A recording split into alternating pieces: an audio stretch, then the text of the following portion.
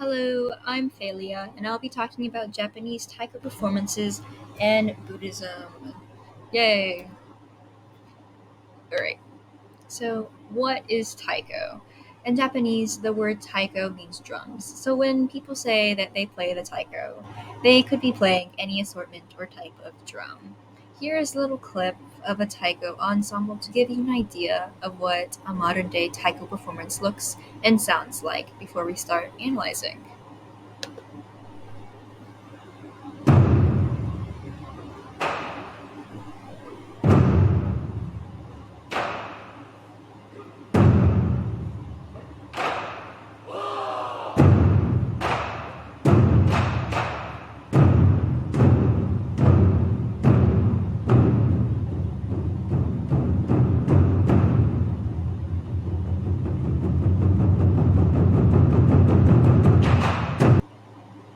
Alrighty then.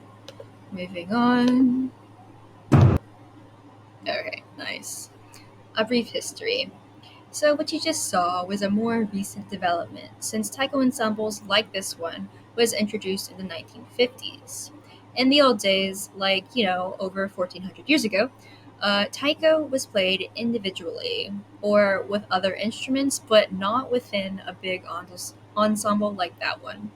Since taiko had such a grand booming sound, ancient samurai used it as a battlefield instrument to intimidate and scare their enemies. Also, its powerful, commanding presence made many people believe that it was the voice of Buddha, so it was used in spiritual and religious roles throughout history. As a result, it was prominent in Buddhist and Shinto prayers, rites, and festivals, and it served to conquer fears and protect communities from evil spirits. But within this presentation, we'll just focus on its connection to Buddhism. All right, so the four principles of Taiko. To analyze Taiko, it's good to understand its four principles, and it's only been recently developed by a Taiko group, but we could still recognize the principles in traditional Taiko performances. So, the first and most important principle is attitude. Attitude establishes confidence, strength, and respect of oneself, the other group members, and the taiko. You can't exactly play the taiko well if you're moping around all day. Yeah. So, some taiko groups use aspects of Buddhism to guide their attitude. For example, the San Francisco Taiko group uses Zen Buddhism's idea of Rei, which focuses on communication, respect, and harmony within the group. This allows the groups to channel a sense of unity, improving their performance ability and synchronization. Alright, so the next two are kata and musical technique, which are quite similar to each other. Kata is a drummer's form and their choreography. In this photo, you can see these two men right here. Both drummers are adopting low, squatted stances, centering their bodies and giving them strength.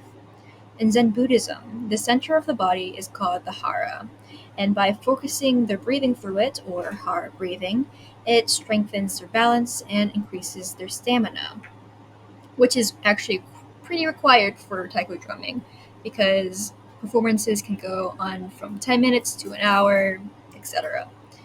All right, and musical technique. Musical technique is a drummer's movement and how they produce sounds.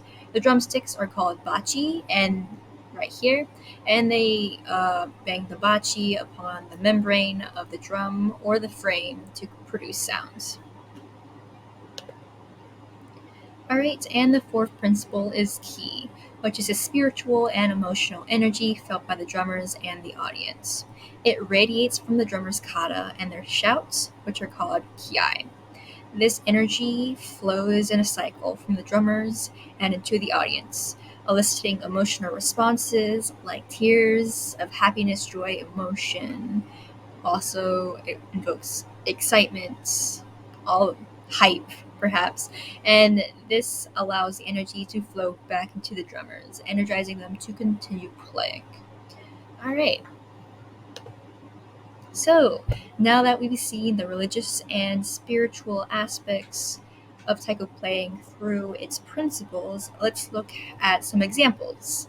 Um, in the Bon Festival, perhaps. So, this is a Buddhist festival, which is a period of time when departed spirits revisit the mortal world.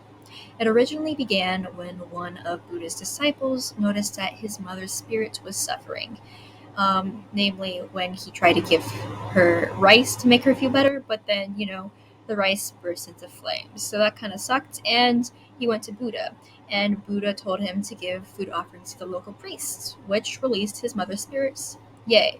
So, to celebrate this, the disciple danced, and this became the first Bon Odori, or Bon Dance. As a result, a common way to celebrate this festival is to dance. Alright. So there are many variations of this dance, but some are led by a taikoguchi, a drummer, and they often play upon a stage or tower called a yagura. So this taiko is upon a tower. The taiko upon a tower symbolizes Buddha guiding the festivities, and it leads people through the dance. So let's see.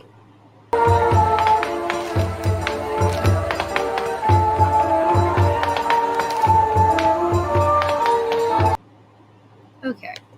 So, as you could see, there is only one taiko upon the stage, and it's accompanied by dancers and singers. The taiko uchi adopts a low stance kata, allowing him to center his hara. This allows him to play a steady duple meter with consistent dynamics, providing the dancers a stable beat to dance to.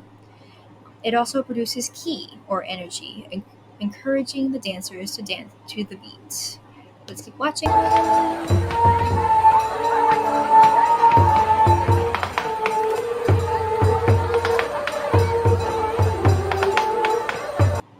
right, so hopefully you caught that.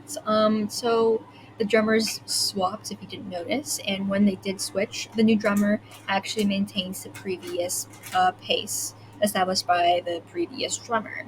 So I don't know if you could see it, but the choreography remained the same, and the choreography is not complicated or anything, since it's not the center of attention. The taiko is only there to guide the dancers. However, in relation to choreography and some variations of the dance, the taiko guchi is allowed to improvise by either striking the drum's frame, striking the bachi together, or twirling them. And this gives the drummer some artistic freedom as long as they maintain a steady rhythm. Alright, cool. Moving on. Alright, sorry about that. So, modern day taiko. Nowadays, taiko is played in ensembles, which are called kumi taiko. This includes more drums, and depending on the performance, different types of drums, like these. There you go. It incorporates speed, power, and unique choreography for the large scale performances.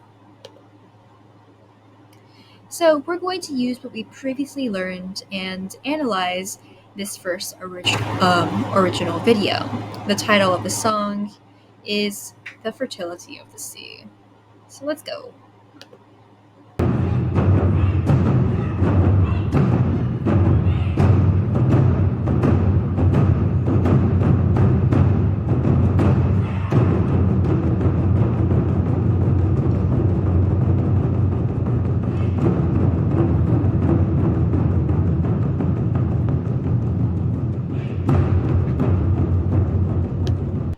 Okay, so there are 14 drums in total, with 14 drummers, all in a low stance, as you can see, producing a powerful sound and almost emulating the power of the sea.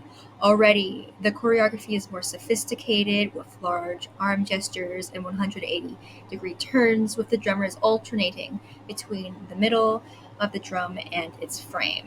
And I believe this is aimed at entrancing and entertaining the audience, since it is the main center of attention. Alright, let's jump over here.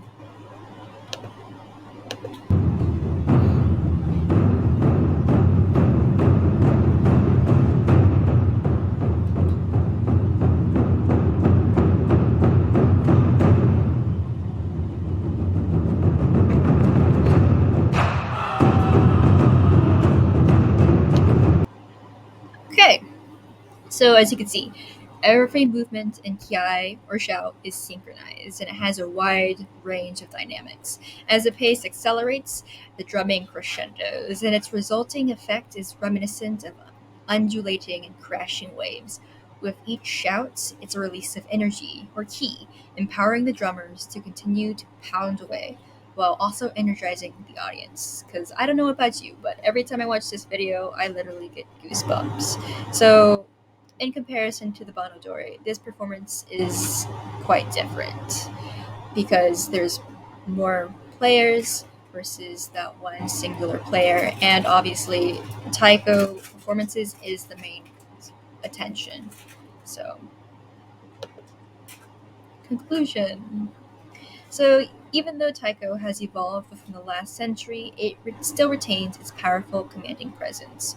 Although all Taiko ensembles may not cater towards Buddhist festivals like the previous one that we just watched, it is still spreading awareness and appreciation for Japanese and Buddhist culture. And even if uh, an audience member isn't religious, they could still have a spiritual experience if they're willing to listen. And I'm going to include some links and underneath this video as well that you should potentially check out because it's pretty cool.